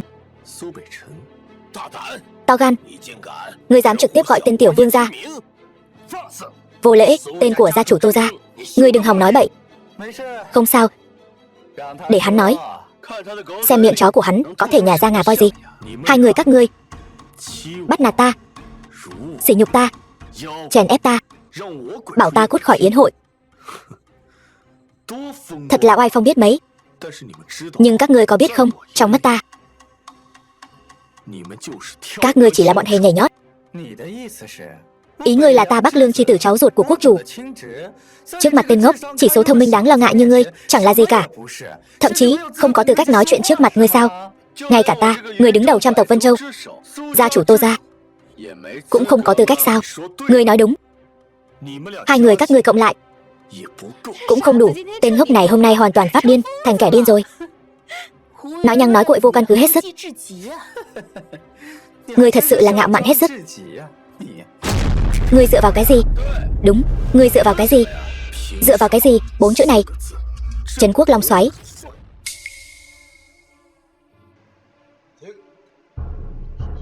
Tình hình sao rồi? Thưa vương gia, liên quân đã trộn nhuyễn cốt tán vào rượu. Một nhóm khách mời sắp uống vào. Phụ tử nhà họ Vương cuối cùng cũng có chút tác dụng. Tập hợp Bắc Lương, hoàn toàn bao vây tổng đốc phủ Vân Châu. Miệng chó không nhả ra được ngà voi. Ngươi là cái thá gì? Ngươi không có tư cách nói thẳng 4 chữ này. Nhìn khắp hội trường, e rằng không có bất kỳ ai có tư cách hơn Tiểu Phàm để nói công khai 4 chữ này. Cho dù đánh bại chiến thần Oa Quốc là Long Ngâm kiếm của Long Soái, Nhưng tối qua đứng trên lôi đài là Tiểu Phàm, là hắn gánh vác an nguy của cả Vân Châu, cũng là hắn chịu đựng uy phong ngút trời của chiến thần Oa Quốc. Vào khoảnh khắc đó, hắn chính là Trấn Quốc Long Soái, xua đuổi Oa Quốc phục hưng Long Quốc. Tỷ tỷ, tên ngốc này điên rồi, tỷ cũng điên rồi sao? Ta không điên, là các ngươi vong ân bội nghĩa. Trinh Nguyệt, con làm như vậy chỉ hại Lâm gia. Nếu không có Tiểu Phàm, Lâm gia đã sớm không còn tồn tại. Hóa ra tình yêu thực sự có thể làm người ta mù quáng. Tôi đây coi như được mở mang tầm mắt.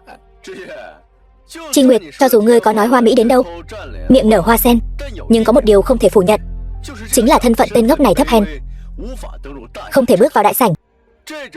Thân phận này, địa vị này, cho dù có bước vào yến tiệc này, cũng sẽ trở thành trò cười cho mọi người.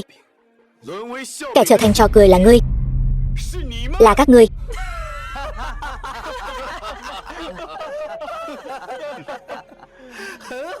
Tốt lắm, vậy ngươi hãy lấy ra bản lĩnh của mình, để chúng ta trở thành trò cười xem nào. Được, vậy thì ta sẽ thỏa mãn các ngươi.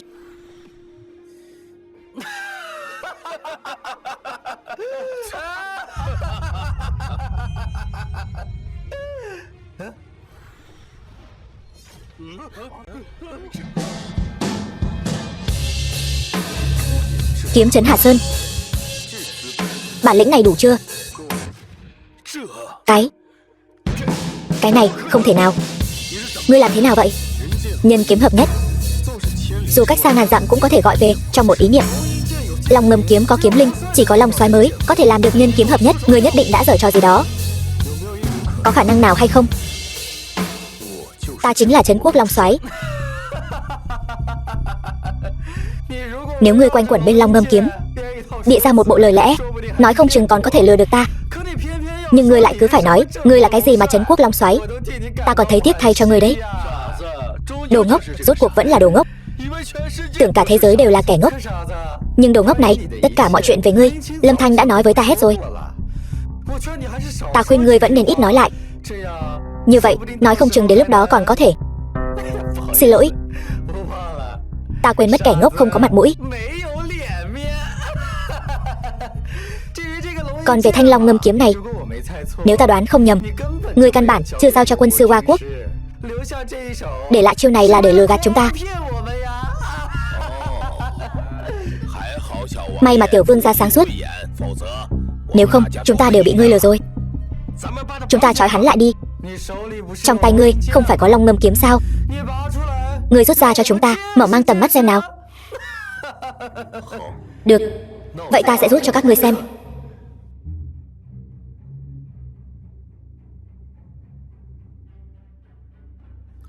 Dừng tay. Long Soái bớt giận. Đồ mắt chó không thấy Thái Sơn. Bái kiến Long Soái. Lâm Đông Trạch, ngươi có ý gì? Tiểu Vương gia, ngươi lại có ý gì? Hắn thân phận thấp hèn, vừa ngốc vừa điên. Ta đuổi hắn ra khỏi yến tiệc để tránh làm náo loạn tiệc mừng công. Mấy vị gia tộc này đều có thể làm chứng cho ta. Tiểu Vương gia, dù ngươi là thế tử Bắc Lương, cháu ruột của quốc chủ, cũng không có tư cách phỉ báng Long Soái. Còn các ngươi càng là tội lớn liên lụy đến 9 đời. Lâm Đông Trạch, trận chiến trên lôi đài đã qua rồi, sao ngươi còn diễn nữa? Ngươi cũng giống tên điên này, không thể tự thoát ra được sao? Lâm Đông Trạch, ta khuyên ngươi đừng có ở đây nói bậy bạ, nếu không ta sẽ liên kết trăm bộ tộc Vân Châu, luận tội ngươi khỏi chức tổng đốc Vân Châu, khiến ngươi ở Vân Châu không còn chỗ dung thân. Ăn nói lung tung chính là các ngươi. Ta là tổng đốc Vân Châu, đây là tổng đốc phủ. Yến tiệc khải hoàn do ta triệu tập, ta muốn mời ai còn chưa đến lượt các ngươi quản. Long Soái, yến tiệc khải hoàn có nên bắt đầu hay không? Ta tuyên bố, yến tiệc khải hoàn, khoan đã, còn một nhân vật lớn sắp đến rồi. Bắc Lương Vương Giá Lâm.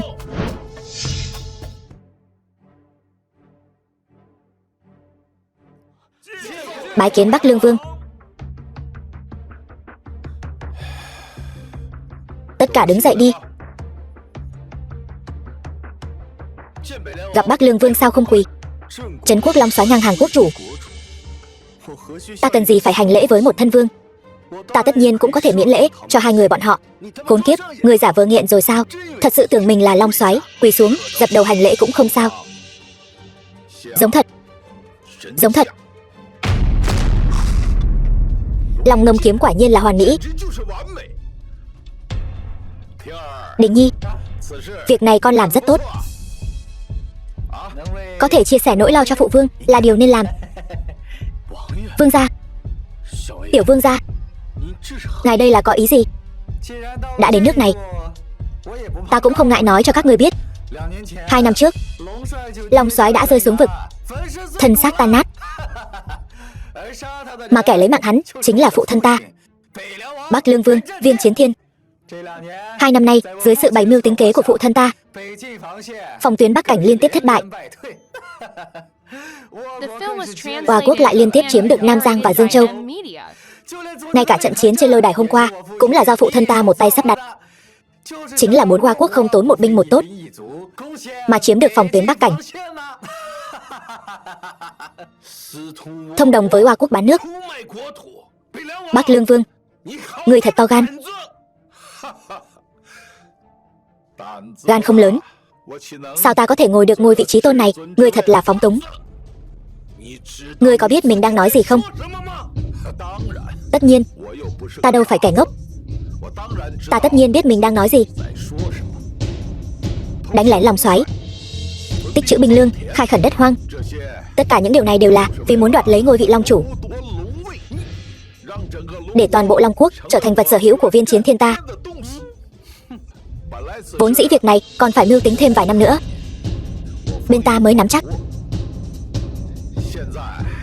Giờ có ngươi, ta có thể để ngươi tiếp tục mạo danh long soái, từ đó khống chế toàn bộ trấn Long Quân. Phía bắc có Bắc Lương Vương phủ, ở giữa có trấn Long Quân, thêm vào đó Hoa quốc nội ứng ngoại hợp. Không quá 3 ngày, ta sẽ là tân long chủ của Long Quốc. Tham kiến tân long chủ của Long Quốc. Đứng dậy đi, đại nghiệp đoạt vị sắp thành công. Phạm những ai hiện tại gia nhập Viên gia ta đều là công thần khai quốc, vinh hoa phú quý, hưởng thụ không hết. Ngươi tưởng ai cũng giống cha con bọn ngươi sao? Bán nước cầu vinh, không biết liêm sỉ. Việc đại nghịch bất đạo như thế chỉ khiến người ta chê cười muôn đời. Được. Vậy sao?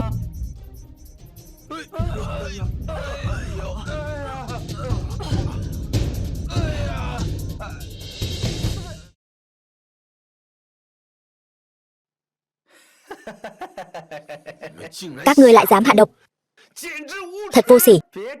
Đừng chỉ trích ta, không phải ta hạ, là bảo bối nhi tử của ngươi làm. Ngay cả lần trước ngươi lâm bệnh cũng là hắn tự tay làm. Nghịch tử ngươi. Không thể nào, Thanh Nhi sẽ không làm chuyện này.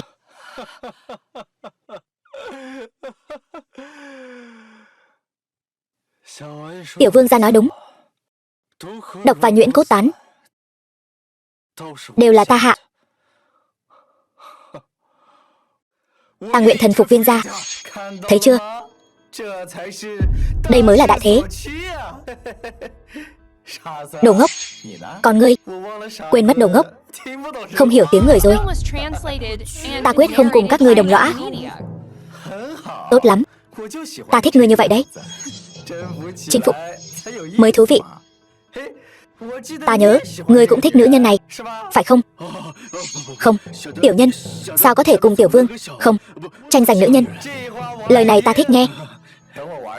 Đợi ta chơi chán, ta sẽ tặng nàng cho ngươi. Lũ chuột nhất. Viên Chiến Thiên, ngươi có phải tưởng ngươi thắng chắc rồi? Dám hỏi, ngươi tên long soái giả mạo này có cao kiến gì?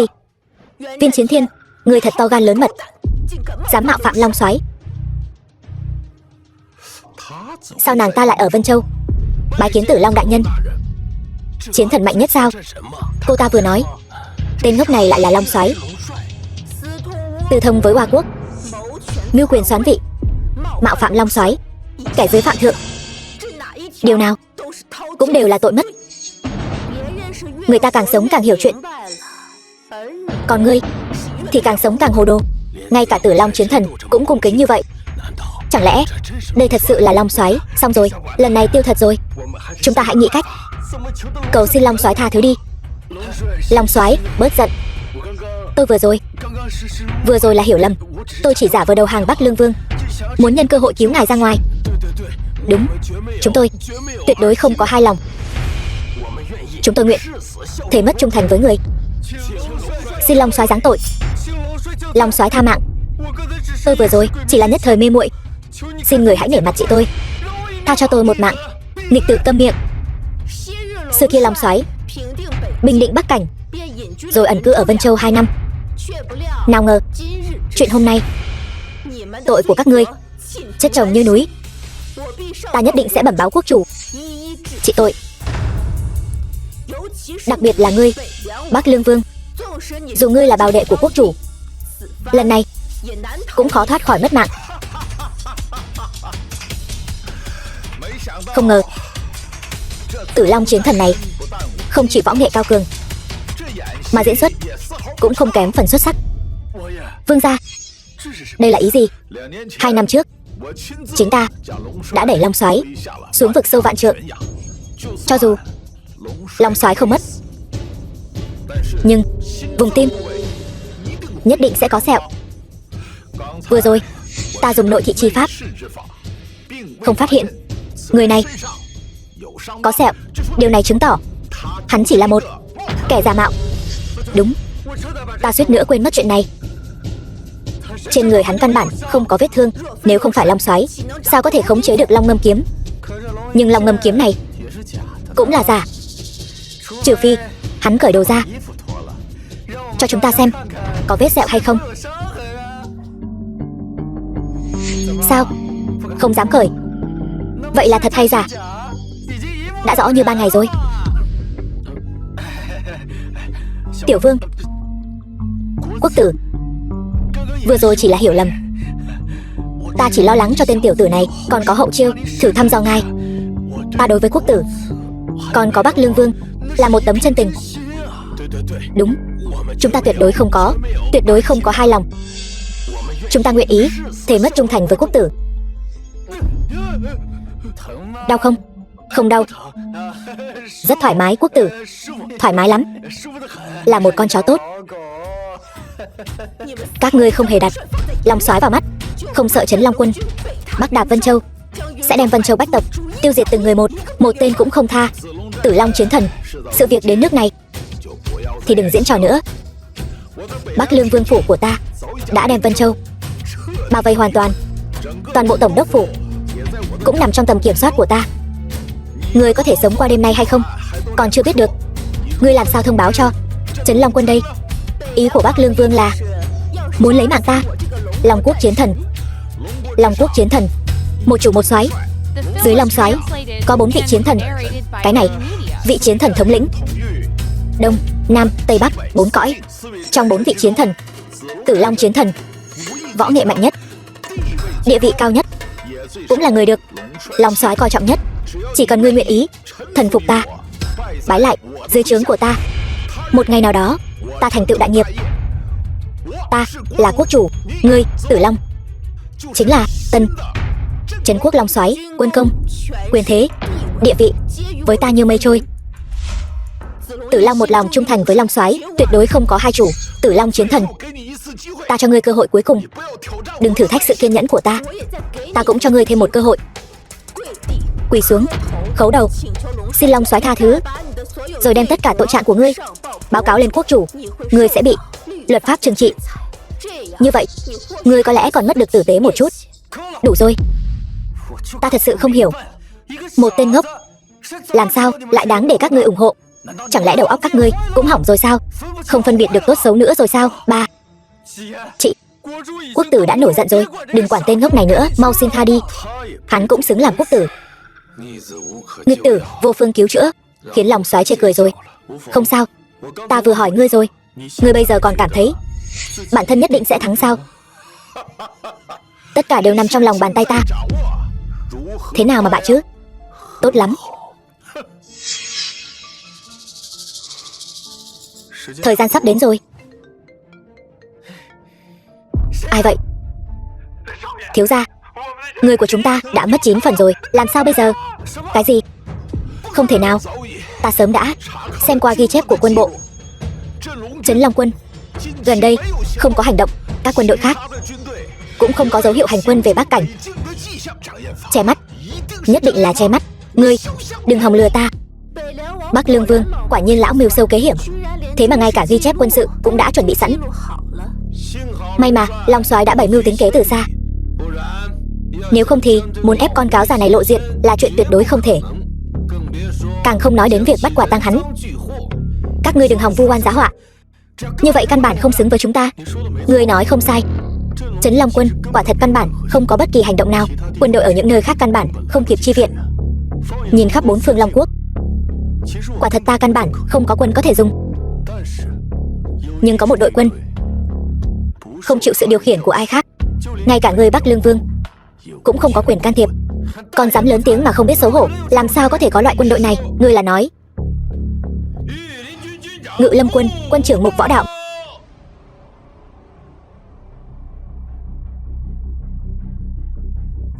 Ngự Lâm quân, thân quân của quốc chủ, không thuộc quân bộ Long quốc, không chịu sự điều động của bất kỳ ai, ngoại trừ quốc chủ. Hành động không cần báo cáo với bất kỳ ai. Bắc Lương Vương, ta nghĩ ngươi nên xin lỗi Long soái. Vậy thì ta còn có thể nể mặt ngươi. Nếu không thì đừng trách ta. Mục Vũ là quân trưởng Ngự Lâm quân, lại là tri kỷ của Lâm Phàm. Chẳng lẽ Lâm Phàm thật sự là Long soái? Hắn nếu là Long soái, lão tử là quốc chủ. Ngự Lâm quân bất quản thế sự, bôn ba thế tục, chỉ phụ trách an nguy của quốc chủ, càng không thể tự ý rời khỏi đế đô. Tiểu tử, ngươi có biết ngươi đã phạm tội chu di cửu tộc không? Tiểu vương gia, ngươi còn biết luật pháp Long quốc, tư thông với Hoa quốc, bán đứng quốc thổ, mưu đồ soán ngôi. Ngươi biết những tội này đủ để ngươi mất 700 lần rồi đấy. Ngươi, kẻ vừa rồi xông vào Bắc Lương Vương phủ của ta, có phải Mục quân trưởng không? Bắc Lương Vương phủ chẳng đáng nhắc tới. Ngươi ngậm miệng lại, ở đây không có phần ngươi lên tiếng. Bắc Lương Vương phủ của ta đã đụng chạm Mục quân trưởng. Đó là bọn chúng đáng đời. Không biết Mục quân trưởng đã nguôi giận chưa? Bắc Lương Vương có ý gì? Nói thẳng cho sảng khoái. Ta biết Mục quân trưởng và Long soái là bằng hữu sinh tử. 2 năm trước ta đích thân lấy mạng hắn. Về điểm này ta vô cùng chắc chắn. Mục quân trưởng mang tội lớn chạy đến Vân Châu, trên đường lao nhanh ngàn dặm, nhất định không phải vì kẻ mạo danh này. Vậy chỉ có 2 điểm. Một là vì quyền, 2 là vì tiền. Vậy nên không ngại hợp tác với ta, cùng nhau lật đổ ngai rồng này. Ngươi có thể làm Bắc Lương Vương, toàn bộ Bắc Lương sẽ thuộc về ngươi. To gan. Bắc Lương Vương, cẩn thận lời nói. Cẩn thận lời nói cái gì? Nhìn xem, tại đây thân phận ta cao nhất, địa vị ta cao nhất. Ta muốn nói gì thì nói. Ta chính là đạo lý lớn nhất. Bắc Lương Vương, 2 năm không gặp, ngươi trở nên oai phong lắm. Không chỉ dám mạo phạm bổn soái, xúi giục Mục quân trưởng, thậm chí dường như ngay cả vị trí tôn kia cũng hoàn toàn không để vào mắt. Ngươi phải biết, 2 năm trước ngươi ở bên cạnh ta, ngay cả uống một ngụm nước cũng phải run sợ, sợ làm phiền ta. Ngươi bị điên sao? Hắn làm sao biết được chuyện này? Mục quân trưởng, trò hề của ngươi không thể lừa được ta. Trò hề? Ngươi nghe Long soái nói ta sợ hắn, cho nên ngươi mượn miệng tên Long soái giả mạo này, nói ra chuyện này trước mặt mọi người, muốn dùng cách này lừa gạt ta, khiến ta tưởng hắn là Long soái thật. Hắn vốn là long soái thật. Tại sao ta phải lừa gạt các ngươi? Ta tận tay đẩy long soái xuống vực sâu vạn trượng, thân xác tan nát. Hắn không thể là long soái. Vậy ngươi đã thấy thi thể của ta chưa? Nếu chưa thấy, vậy thì sao ngươi dám chắc ta chắc chắn đã mất? Con dao ta đâm vào ngực long soái đã được ghi danh trên bảng sát thủ, kỳ tộc đệ nhất thiên hạ, kiến huyết phong hầu. Cho dù long soái võ công cao cường, cũng sẽ bỏ mạng ngay lúc đó. Lúc đó ta đã phát hiện nội lực không thể bức ra độc tố, cho nên ta lập tức thi triển huyền thiên âm dương nghịch chuyển chi pháp, tái tạo một thân thể mới. Vì vậy thân thể hiện tại của ta không có vết thương năm đó. Còn về cái giá phải trả là trở nên ngớ ngẩn 2 năm, trở thành kẻ ngốc. Vậy huynh thật sự là trấn quốc long soái? Không thể nào, tuyệt đối không thể nào. Các ngươi tưởng rằng dùng mấy lời lẽ sáo rỗng này là có thể khiến ta khuất phục sao? Các ngươi quá coi thường Viên Chiến Thiên ta rồi. Vậy ngươi nói xem, ta lừa ngươi chỗ nào? Nếu không tìm ra vấn đề, vậy thì sao ngươi dám chắc ta đang lừa ngươi? Ngươi im miệng. Ngươi tiện dân hèn mọn như bụi trần, nói nhăng nói cuội, bà hoa trích chòe. Ngươi không có tư cách nói chuyện với ta. Một quân trưởng, ngươi nghĩ kỹ chưa? Có hợp tác với ta không? Tuyệt đối không thể. Được rồi, được rồi. Đình Nhi, ngươi hãy ghi nhớ cho ta. Đêm nay tại phủ tổng đốc Vân Châu, Ngự Lâm quân tướng quân Mục Vũ, Kinh Nhờn Long quân, Tử Long, tổng đốc Vân Châu, 3 người bọn ngươi muốn lấy chức tổng đốc vòng tuyến Bắc Kinh làm mồi nhử, thông đồng với Hoa Quốc, âm mưu soán ngôi, muốn lật đổ tinh thần Long Quốc của ta.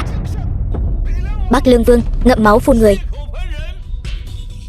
Ngươi nghĩ rằng những lời ma quỷ này quốc chủ sẽ tin ngươi sao? Ta thân phận siêu nhiên đến từ phương Bắc xa xôi, tất cả bá tánh ở đây đều là thuộc hạ của ta. Nhân chứng đã có, vật chứng cũng có. Người nghĩ quốc chủ sẽ tin lũ loạn thần tặc tử các ngươi, hay là tin Viên Chiến Thiên ta đây? Đấu với ta, hay một người em ruột? Đồ ngốc, ngươi lại muốn làm gì nữa?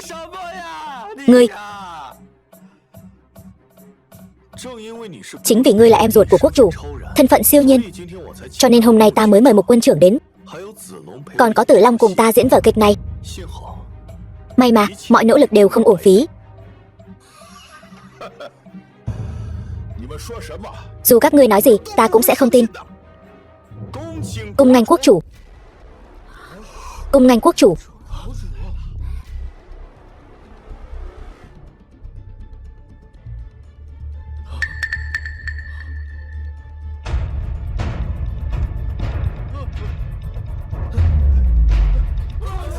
Cung nghênh quốc chủ. Bắc Lương Vương, tại sao ngươi không quỳ? Đứng dậy đi. Hoàng đệ, lời Long soái nói ngươi không tin. Vậy lời trẫm, đương kim quốc chủ Long Quốc nói, ngươi có tin không? Ngay cả quốc chủ cũng nói Lâm Phàm là Long soái, xem ra sự thật là không thể nghi ngờ. Ai mà ngờ được tên ngốc này lại là quốc soái trấn giữ Long Quốc. Lâm Phàm thật sự là Long soái. Thôi xong rồi. Bá phụ, người đừng nghe lũ loạn thần tặc tử này. Bọn chúng nói bậy đấy, toàn bộ sự việc rất phức tạp. Người quỳ xuống.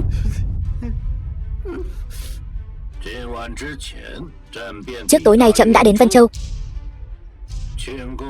Mọi việc xảy ra trong tiệc khánh công, trẫm đều tận mắt chứng kiến. Rốt cuộc ai mới là loạn thần tặc tử? Trẫm biết rõ trong lòng. trước tối nay đã đến Vân Châu. Vậy thì Ngự Lâm quân sẽ ở Vân Châu. Đúng vậy, chính là Ngự Lâm quân hộ tống quốc chủ đến, cho nên mới tránh được các ngươi, tai mắt của tất cả mọi người. Âm thầm vào tổng đốc phủ Vân Châu. Hoàng đệ, người sinh tính đa nghi, tâm tư nặng trĩu. Trẫm biết, chỉ là trẫm không ngờ tới ngươi lại dám mưu hại Long Soái, cấu kết với Oa quốc, tàn sát Giang Sơn Long quốc của ta. Nếu không phải Long Soái bày ra ván cờ này, trẫm e rằng vẫn còn bị ngươi che mắt.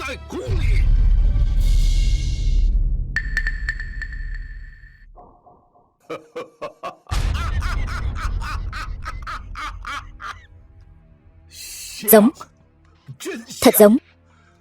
Ta hỏi ngươi, là tìm được từ đâu ra? Một người giống hệt vị quốc chủ của ta vậy, y như đúc. Viên Chiến Thiên, ngươi điên rồi sao? Thử hỏi thiên hạ này, ai dám giả mạo quốc chủ? Đúng vậy, người trong thiên hạ này không ai dám giả mạo quốc chủ. Các ngươi chính là lợi dụng điểm này, tìm được một người giả mạo quốc chủ của ta, muốn ta ngoan ngoãn chịu trói sao? Giao ra 10 vạn thiết kỵ Bắc Lương.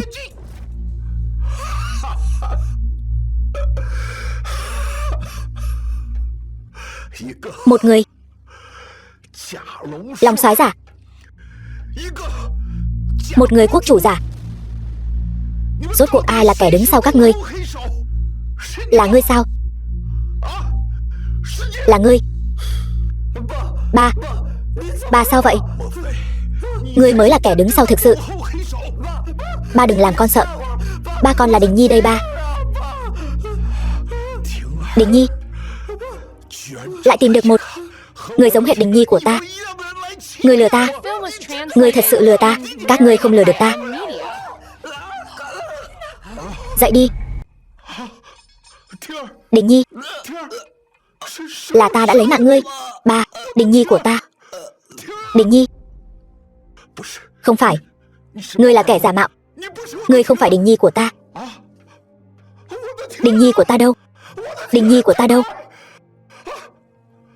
Đình Nhi của ta đâu? Đình Nhi của ta đâu? Đình Nhi của ta đâu? Đình Nhi của ta. Đình Nhi. Viên Chiến Thiên này bản tính đa nghi, cả đời đều tính kế người khác. Người duy nhất hắn tin tưởng chắc là đứa con trai bảo bối của hắn. Không ngờ đến cuối cùng hắn lại ngay cả con trai mình cũng nghi ngờ, còn cho rằng con trai mình muốn hãm hại hắn, cuối cùng tự tay lấy mạng cốt nhục. Có lẽ đây chính là báo ứng.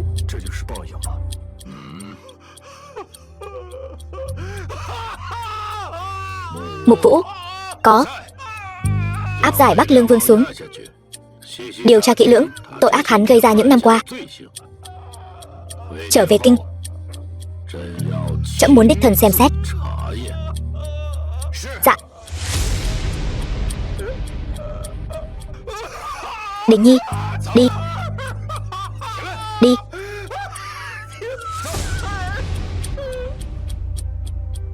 Còn về trăm tộc Vân Châu, quốc chủ khai ân. Quốc chủ khai ân, mong quốc chủ rộng lượng tha thứ. Kính xin quốc chủ rộng lượng tha thứ. Kính xin quốc chủ rộng lượng tha thứ. Long Soái, ngài thấy sao? Trăm tộc Vân Châu, A Du nịnh hót, có ý đồ mưu phản, tuyệt đối không thể khoan dung. Theo luật pháp cần chu di cửu tộc, như vậy mới có thể trả lại Vân Châu một mảnh thái bình.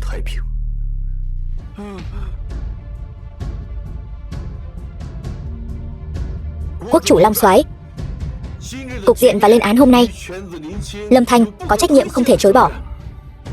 Mong hai vị rộng lượng, để ta tự mình thẩm lý việc này. Nhất định sẽ cho hai vị một câu trả lời thỏa đáng.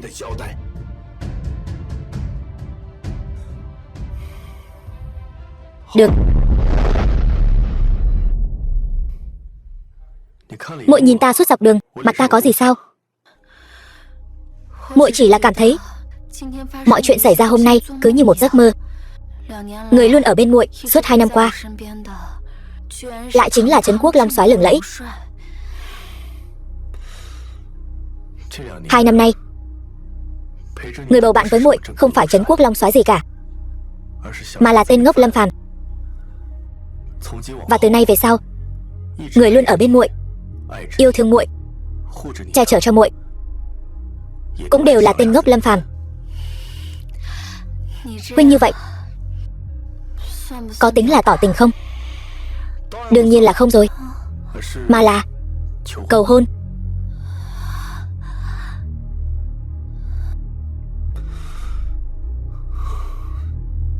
Chi Nguyệt, nàng có bằng lòng gả cho ta không? Muội bằng lòng.